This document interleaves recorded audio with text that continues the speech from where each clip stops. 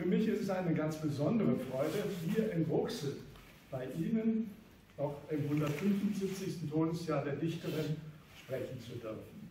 Denn das ist ja der Ort ihrer Kindheit und Jugend und kein anderer.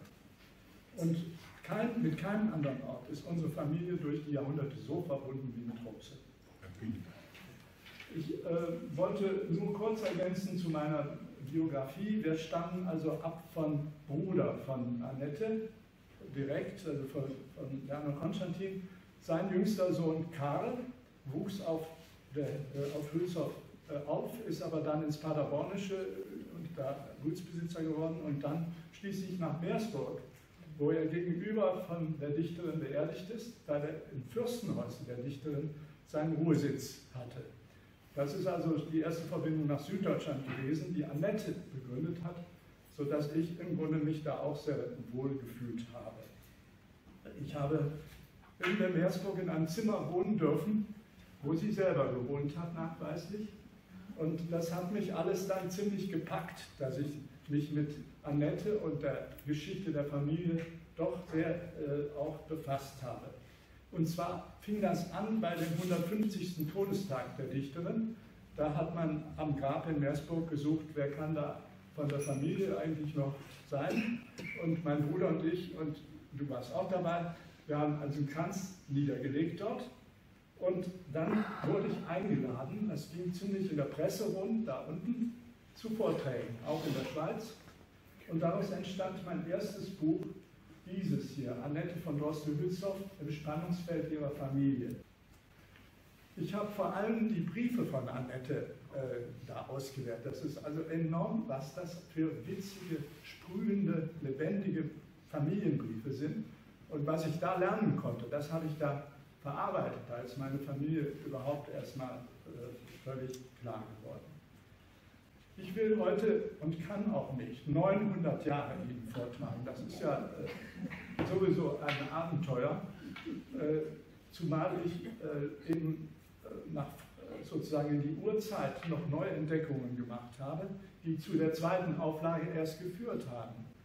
Ich werde das aber Ihnen natürlich kurz resümieren und ich will dann auch die neueste Geschichte nicht Ihnen noch berichten, weil ich eigentlich Annette zu Ehren mit ihr aufhören möchte. Sie ist doch die absolut bedeutendste und ich habe in dem Buch auch geschrieben, für mich ist sie der Inbegriff unserer Familie in gewisser Weise, im positiven Sinne natürlich. Mit dieser Entdeckung ist eigentlich unsere Familie eine der ältesten im niederen Adel. Es bleibt dann nicht aus, wenn man so nachgräbt bei so einem alten Geschlecht, dass man eigentlich sogar verwandt ist mit, zum Beispiel hier mit Elisabeth von Thüringen, der Heiligen, nach der Annette benannt wurde und an der sie sich auch orientiert hat, nachweislich. Dann habe ich mich auf die Suche begeben nach Annettes Bruder als ersten Stammvater, also wirklichen Ahnen von Annette auch ausgegraben hatte, das ist Bernhard I. Mein Bruder ist auch nach ihm genannt. Und da hieß es immer, wer sei im Heiligen Land gewesen und die Familie brauche nicht zu fasten am Freitag, weil sie geholfen hat, die Hafenstadt Akkon zu erobern, wo übrigens auch König Richard Löwenherz im Einsatz war. Ob man nun darauf stolz ist, im Kreuzzug gewesen zu sein oder nicht, ist eine andere Frage. Aber immerhin, er musste ja, er war ja sozusagen Vasall und musste Heerfolge leisten. Und dass man das überhaupt geschafft hat unter den Umständen, das muss furchtbar strapaziös und tödlich gewesen sein. Und zurückgekommen ist heile, ist eine ganz besondere Leistung. Unser Wappenspruch übrigens, der scheint auch darauf zurückzugehen. Der ist ja immer in Hülshoff noch auf dem Kamin geschrieben, da kennen Sie ihn vielleicht auch her. E carcere coelestia appetto auf Latein und auf Deutsch, aus dem Gefängnis strebe ich ins Himmelreich. Also ein deutlich christlicher Spruch. Vielleicht hat auch einer mal gesessen, da auch in Gefangenschaft. Hülshoff ist praktisch 1000 Jahre alt, also wie man in den Ausgrabungen auch nochmal festgestellt hat und unsere Familie im Grunde auch fast. Unsere Familienbeziehungen gehen zu Hülshoff nicht 900, aber immerhin 700 Jahre zurück. Das ist auch schon was. Und 600 Jahre war sie Eigentum und 500 Jahre lang Hauptsitz der Familie. Johann IV., der konnte dann von seiner entfernten Verwandten Schonebeck Hülshoff dann kaufen. Unser Johann IV. War immerhin Bürgermeister von Münster und auch sehr begütert. Aber Hülshoff war eigentlich ein Nebengut zu den Besitzungen da um Eberswinkel rum und wurde erst später ausgebaut. Jetzt komme ich mal auf eine Frage, weil ich immer Münster erwähne. Ist eigentlich Droste-Hülshoff, ist das Stadtadel oder ist das Landadel? Ich sage beide. In der Literatur über die Dichterin ist das nämlich ein Stichwort, Landadel. Und zwar dann, wenn wenn der Familie was ausgewischt werden soll, dass sie ja eigentlich eben verbauert und nicht so gebildet ist. Und wie kann dann so eine Dichterin, die kann ja nur gelitten haben in der Familie. Ich sage es jetzt etwas überspitzt. Also unsere Familie war dann im 15. Jahrhundert von der 9. bis 11. Generation von Hülshoff aus immer noch in Münster im Stadtrat und auch Bürgermeister. Und zwar war dieses Bürgermeisteramt schon von großer Bedeutung. Man sieht es ja an dem Rathaus, was ja unsere Vorfahren mitgebaut haben. Es war ja immerhin die Hauptstadt von Münsterland und von Westfalen in gewisser Weise und vor allem in der Hanse, in der großen Handelsgeflecht rund um Nord- und Ostsee, hatte Münster den sogenannten Vorort über Dortmund, über Soest, über viele andere Städte. Und der Bürgermeister von Münster fuhr also zu den Hansetagen hin. Unsere Vorfahren waren es mindestens dreimal, die Bischopings waren es auch, und haben dort die Interessen von Westfalen eingebracht. Das war ja schon was. Das war ein großes Rad, auch wirtschaftlich, was sie da gedreht haben. Und es ist interessant, ich habe entdeckt, dass dieser berühmte Spruch vom ehrbaren Kaufmann, er ist Zwang genug, also Ehre ist Zwang genug, ich kann es vielleicht nicht ganz korrekt aussprechen. Dieser Spruch kommt zum ersten Mal schriftlich vor bei der Deutung unseres Familienwappens durch einen Eberwin Droste, einen Humanisten. Und zwar hat der geschrieben, warum im Wappen der Drosten ein Fisch? Der bedeutet Schweigen. Schwarz ist der Schild. Das heißt, Ehre ist immer auch Zwang. Aber geflügelt, der Tüchtige hebt sich empor wie auf Schwingen. Waffenerprobung im Feld, kluge Bewährung im Amt. Es ist also eine Deutung, die jetzt nicht religiös ist, sondern mehr politisch und auch händlerisch eben. Damals wurde der Handschlag als gültig angesehen. Münster war immerhin im Mittelalter fast eine Großstadt im Verhältnis zu den anderen Städten.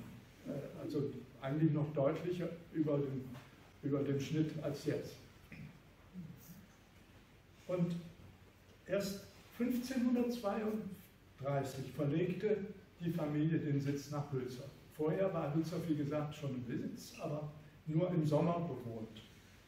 Und das hatte einen ganz bestimmten kriegerischen Grund, den Sie ja vielleicht auch alle kennen. Wer den Lamberti-Turm mal gesehen hat mit seinen Körben, der weiß, was mit der Täuferherrschaft los war in Münster. Und unsere Familie hatte einen Stadthof und Hauptsitz dort. Der wurde geplündert und das ganze Familienarchiv, genau wie das Stadtarchiv, verbrannt. Und die Familie musste da weg. Der letzte war auch Bürgermeister gewesen, der dort gewohnt hat, nämlich Johann VII. Und er hat noch versucht, Wertsachen zu bergen, aber dann wurden die Stadtdurchsicht gemacht. Er musste sich wie ein Verbrecher rausschleichen und sein Leben nach Hülshoff retten, wo sein Sohn sich schon in Sicherheit gebracht hatte. Und dieser Sohn, den kennen Sie auch, der ist in Stein gemeißelt an den Burgturm in Hülshoff immer noch. Heinrich I. mit einer Dogge beritten, der letzte Ritter im Prinzip aus unserer Familie. Und die Dichterin hat den natürlich gut gekannt und hat eben auch sogar begonnen, eine Oper zu schreiben über die Täufer. Das war aber dann so grausam, was sie entdeckt hat, und sie konnte das auch nicht zum Stoff richtig verarbeiten. Dann hat sie das fallen gelassen, wobei es ihr leid tat um die schöne Musik, die sie schon geschrieben hatte. Es entsprach einfach nicht dem Zeitgeschmack, so dunkle Räume zu haben. Im Mittelalter war passé. Im Barock wollte man Helligkeit. Und auch diese schönen, hellen Fenster von Hülshoff, die ja jetzt da sind, zu unserer Freude, wurden dann natürlich geschaffen, in denen ist Annette dann aufgewachsen.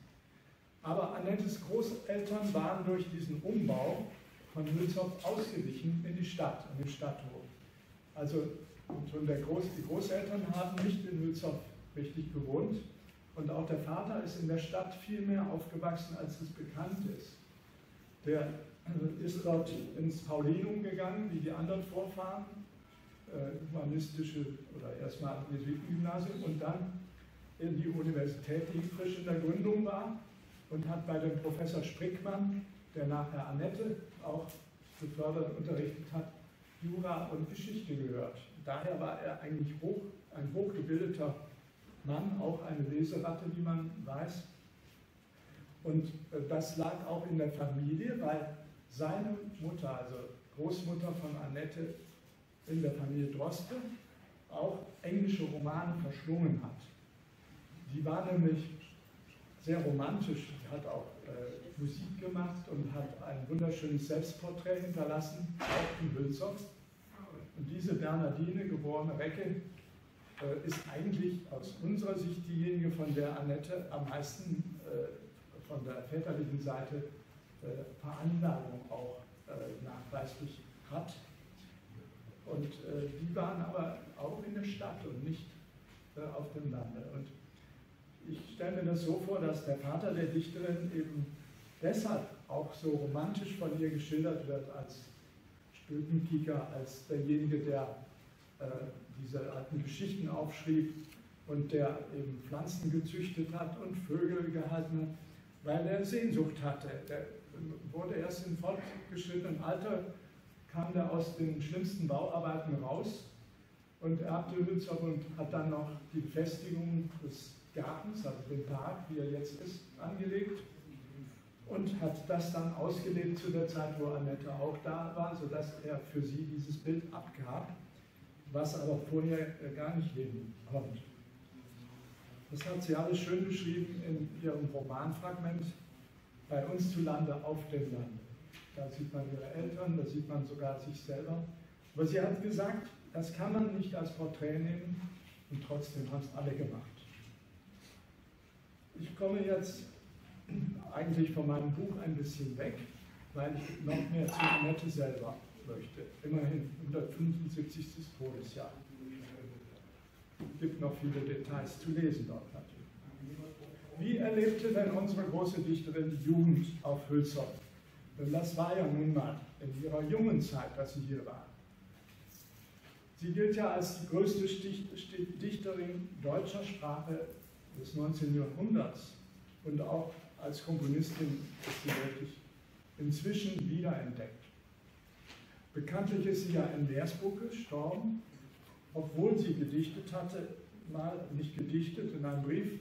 Ich wollte bei meinen Meinigen sterben, hat sie geschrieben, als sie im Buschhaus todkrank war.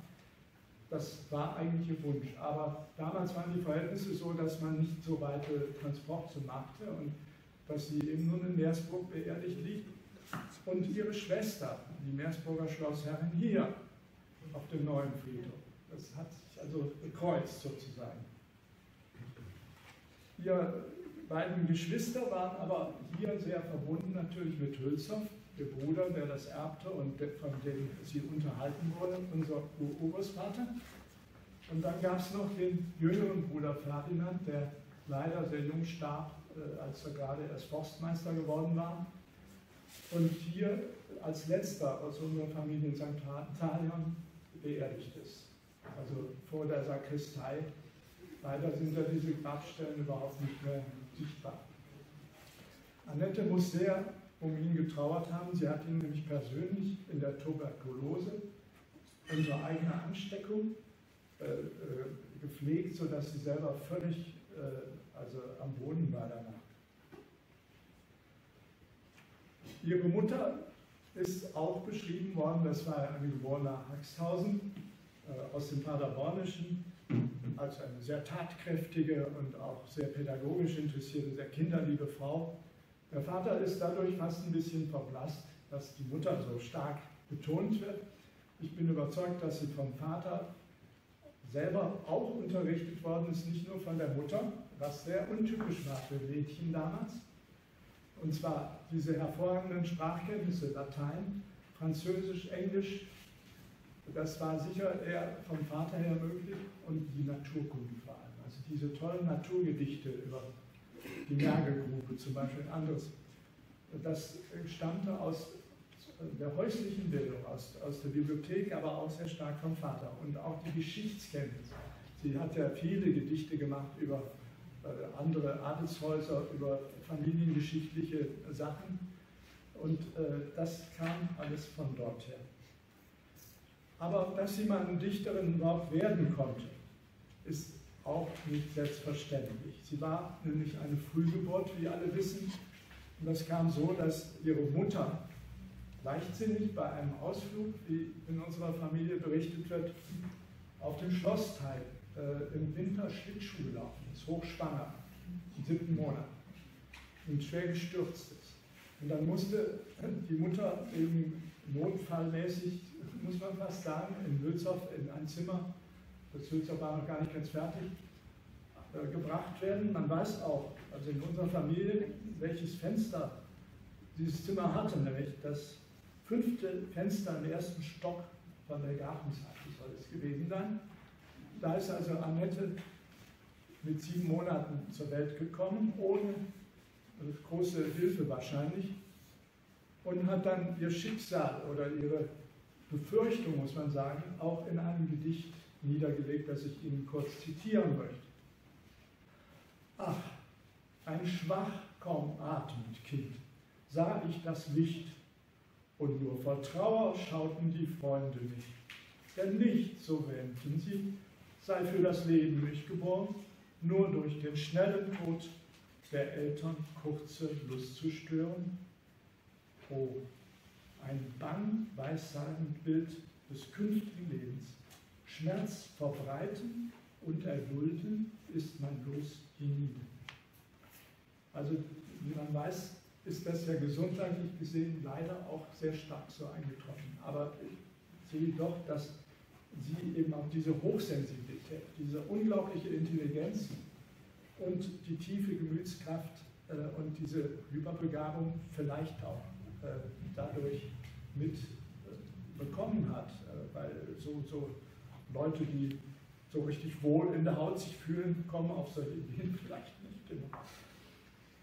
Sie war also eine Art Wunderkind und hat dann auch schon in der Stadt einen Ruf gehabt. Sie wurde schon mit 12 Jahren aufgefordert, an einer Publikation damit zu arbeiten, aber die Eltern wollten das nicht. Sie wurde auch gut unterrichtet, nicht nur von den Eltern, sondern von einem Hauskaplan, wie das üblich war damals. Das war Voraussetzung auch für die hohe Bildung. Und dann bekam sie eben Musikunterricht hier vom Organisten, ich vermute aber in Ruxe, aber es war der Organist von Hohenholte, mit der die Familie auch sehr verbunden war. Und das waren dramatische Zeiten, wo sie also dann aufgewachsen ist, war das Alte Reich untergegangen, und dann kamen die Preußen und dann kam Napoleon und dann nochmal die Preußen. Und der Vater hatte es nicht leicht als Gutsbesitzer. Er musste immer noch 27 Menschen durchfüttern, aber es waren viel weniger als früher, weil sie sparen mussten. Und dann ist es doch so gewesen, dass diese schreckliche Hungersnot kam durch dieses Jahr ohne Sommer, durch den Vulkanausbruch, den großen. Und der Vater musste dann dazu noch für die Franzosen, weil er Französisch konnte, wie alle Adligen, Maire, also Bürgermeister sein, von Vauxhall und von Alban. Er wurde sogar dann als Sous-Präfet befördert und bekam die ganzen Siegel von der Post, die musste er wohl überwachen. Sicher keine angenehme Sache, war völlig gegen seinen Willen. Das hat Annette beschrieben, weil sie das miterlebt hat. Annette hat eine tiefe Verbindung mit ihrem Vater gehabt, das hat man in den Briefen gesehen. und auch zur Familiengeschichte mit den ganzen Ahnenbildern und Wappen und so weiter. Wir wissen ja, wie die junge Annette, wie sie hier wohl in Bruxelles rumgelaufen ist, ausgesehen hat. Das ist nicht das, was man heute auf diesem ersten Fotoabdruck da in Daguerreotypie sieht, also eine alte Frau. Es ist auch nicht das Prachtbild, was in Hülshoff hängt, als adlige Dame, sondern es ist eher diese 17-Jährige, die die Schwester porträtiert hat auf diesem kleinen Pastell, was dann nachher der 20-Mark-Schein wurde, den Sie alle noch kennen. Aber sie wurde auch verehrt. Sie muss nur sehr attraktiv gewesen sein. Und da will ich einfach doch mal vorlesen, wie ihre Verehrer sie beschrieben haben.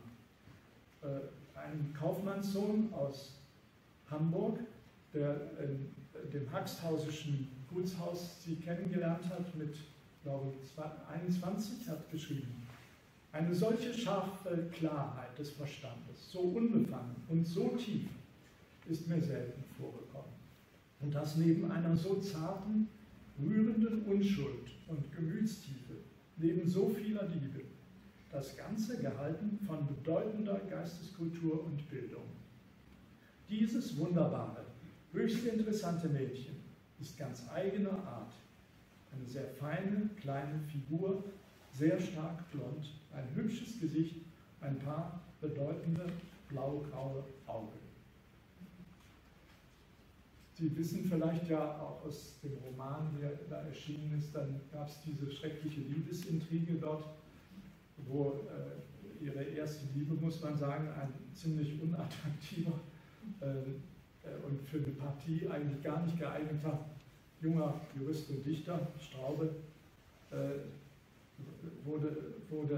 die beiden wurden auseinandergebracht von den Verwandten. Es waren nicht die Hülshofer Verwandten, es waren die dortigen gleichaltrigen jungen Leute, die eine Intrige eingefädelt haben, indem sie einen anderen Freund, der gut aussah, auf die Annette angesetzt haben. Und der sollte die Annette ein bisschen verführen und sie hat ihn nicht ganz zurückgewiesen und das wurde dann vorgeführt und dann haben sich die Freunde alle von ihr losgesagt in einem üblen Brief, den sie hier in Hülshoff überreicht bekam. Und das muss eine schreckliche Demütigung und ein Schock gewesen sein.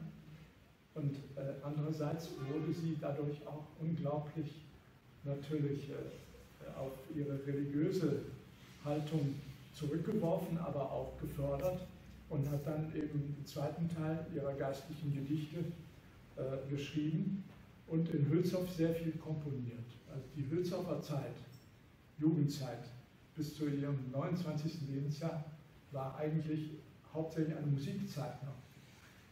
Sie hat viele, viele Lieder, ich glaube über 70, komponiert und diese werden in Schloss Stapel, wenn Sie da mal hingehen, auch immer wieder aufgeführt. Schloss Stapel gehörte ja auch der Familie, ist von einem Onkel von Annette gebaut, das große Schloss. Ja, Annette wurde aber vor allem natürlich Dichterin und nicht Musikerin.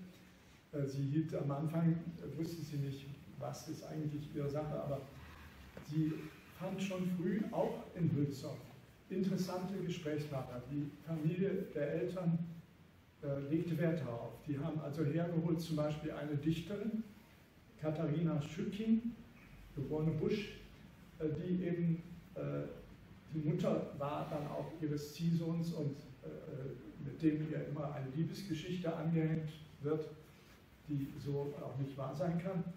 Diese Katharina Schücking war also ihr erstes Dichteridol in Hülshoff, war sie also total entflammt als junges Mädchen, 16 Jahre, ist auch das Alter. Und da hat sie wohl gemerkt, dass das Dichten ihre Sache werden wird. Und sie hat in der Tat schon ganz früh sich auch abgekoppelt von Vorbildern, auch von den Sprickmann und den altmodischen Dichtern, auch Goethe und Schiller hat sie gekannt, aber nicht nachgemacht und hat schon die ersten Gedichte geschrieben, die auch bedeutend wurden und war natürlich immer in ihrem Urteil eigentlich unabhängig. Eine Frau, die ganz genau wusste, wie ihre eigenen Maßstäbe waren in der Literatur, aber auch eine unglaublich scharfe Beobachterin in ihren Briefen. auch kritisch, aber nicht emanzipiert in dem Sinn, wie das heute gesagt wird, sondern treu zu der Familie. In der Familie war sie hauptsächlich gar nicht deshalb geschätzt. Sie hatten ja nicht alle dieses Niveau und kannten auch ihre Gedichte nicht. Sie hat selber mal gesagt, der Adel liest niemals Gedichte. Also ich weiß nicht, ob das immer so war. Und jedenfalls hat sie in der Familie einen anderen Ruf gehabt, nämlich als Hoflustigmacher. Weil Annette dieses tiefernste und schmerzgeplagte Geschöpf, zierlich, 1,50 Meter groß nur, hatte eben ein unglaubliches Unterhaltungstalent. Nicht nur in der Musik, sondern auch im Dialekt.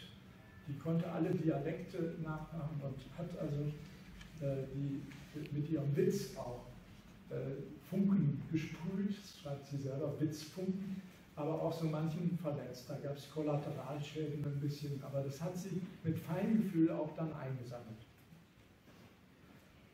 Ruxel und St. Pantaleon habe ich jetzt nachgeguckt, ob die in Annettes Werken oder Briefen ausdrücklich erwähnt sind.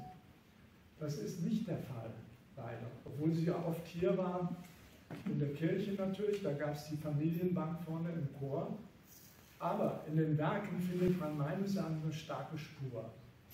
Und zwar hat sie ja sowas Morbides. Sie schreibt viel über den Tod, über das Sterben, über die Ahnen, schon in ihren Jugendwerken. Und mir kam dann, so wie diese Kirche, die alte Kirche, vor dem Abbruch, es war ja nicht ganz vor dem Abbruch, aber nach hunderten Jahren gewesen sein muss. Und darunter diese ganzen Bestattungen aus der Familie und darüber liegt ein kleines Kind.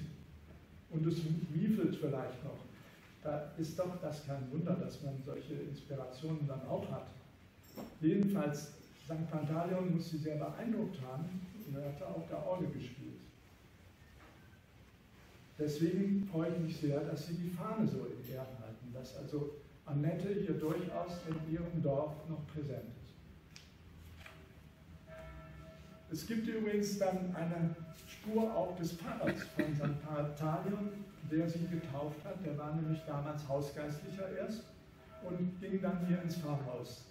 Das war der Pfarrer Benedikt Jürgens. Und sie hat den nicht direkt genannt in den Werken, aber in Meersburg, Jahrzehnte später, hat sie einen Gedichtzyklus des alten Pfarrers Woche gedichtet. Das ist sehr amüsant zu lesen. Da schildert er auch eine Bauernhochzeit. Und ich vermute mal stark, dass diese Bauernhochzeit hier war. Das ist ein humorvolles Werk und der Pfarrer ist so ein Typ, muss man sagen. Ich kann das hier nicht zitieren. Sie hat aber selber auch mal gesagt, sie hat eine starke Bauernader in sich und sie hat natürlich nicht nur platt gesprochen, sondern sie hatte Patenkinder hier aus der Bauernschaft, ihre eigene Amme, deren Tochter, und es ist bekannt, dass sie ja ihre Amme sogar unter eigener bis zum Zusammenbruch gepflegt hat. Die hat sie ja jahrelang im Rüschhaus in ihren kleinen Räumen neben sich gehabt und bemuttert sozusagen, so wie die Amme sie früher bemuttert hat, also ganz früher. Also diese bäuerliche Seite hat sich hier sehr stark abgespielt, sicher. Genauso auch das Erzählen von Märchen und Gespenstergeschichten an die Bauernkinder auf Blatt, wie das von ihr berichtet wird. Kurzes Wort zu Haus Rüschhaus, ist ja auch nicht weit. Das war ein richtiger Bauernhof, Gräftenhof mit 55 Hektar immerhin. Und mit 5 Kotten und 5 Bediensteten und auch Tieren. Und wenn jetzt die reiselustige Mutter eben alleine weggedüst ist, oder auch die Jenny, als sie dann geheiratet hat nach Meersburg, war Annette die Hausherrin. Also so unpraktisch kann sie nicht gewesen sein. Sie musste da einiges tun und sie hörte auch diese ganzen Gespräche mit, die auf der Diele dort, die Diele ist so, wer es kennt, sieht das ja, ganz nah an ihrer Wohnung gewesen. Ja, sie hat viel Gutes getan dort und hat aber auch viel gelitten. Sie hat große Werke dann noch im Rüschhaus gemacht und das Leiden spielte sich zum Teil an Bülzow ab. Sie ist also zu allen Festtagen, Hochfesten, nicht in Rüschhaus gewesen, weil da keine Gottesdienste waren, sondern hier in Ruxel noch, von Rüschhaus aus.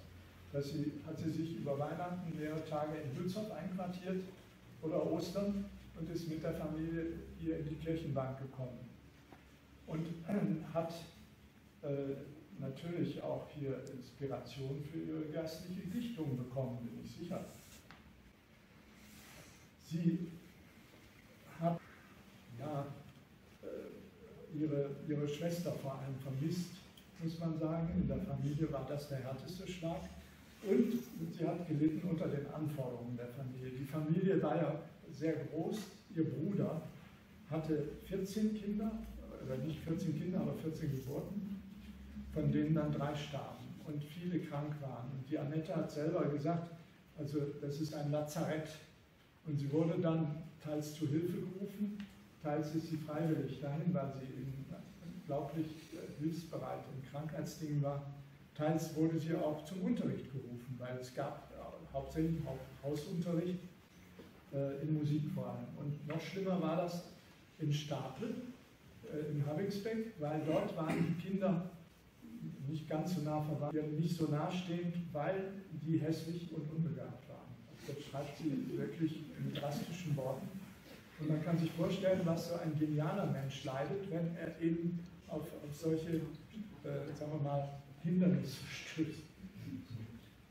Und trotzdem hat sie große Gedichte gemacht, sogar über dieses Problem. Da hat sie nämlich ein Gedicht geschrieben, auch ein Beruf, nämlich der Beruf der unverheirateten Familientante. Das lese ich doch mal kurz vor. Von keines Herdes Pflicht gebunden, meint jeder nur, wir seien grad für sein Bedürfnis nur erfunden, das hilfsbereite 5. Rad. Was hilft uns das Freiwillstehen, auf keines Menschen Hände sehen? Man zeichnet dennoch uns den Pfad. Später hat sie sich ganz gut dem zu entziehen gewusst, aber vor allem war sie selber doch gesundheitlich so anfällig, dass das ihr auch keiner zumuten wollte. Dann hat man gemerkt, das hat keinen Zweck. Ja, ich komme langsam zum Schluss. Jetzt noch vielleicht doch ein Wort über Hülshoff selber, das Gut, wie es der Bruder dann auch hatte und wie es Annette erlebt hat. Es war eine Zeit, wo doch der Besitz erheblich wieder wachsen konnte. Der Bruder von Annette wurde von der großen Schwester am Anfang ein bisschen misstrauisch beäugt. Sie bekam ja von ihm eine Apanage, also ein Scheck, immer 300 Taler waren das. Das reichte so wie für einen Volksschullehrergehalt, ist an sich nicht so schlecht, aber auch nicht üppig. Und bei dieser großen Familie war das auch ein Opfer für den Bruder mit Sicherheit. Aber er hat es geschafft, entgegen Annettes großem Misstrauen den Betrieb richtig aufzuziehen. Eben dann damit enden, dass ich Annette aus einem Gedicht zitiere.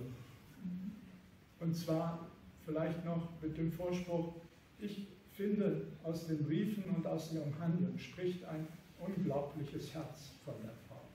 Also ein Herz, wie es nur eine Frau vielleicht haben kann.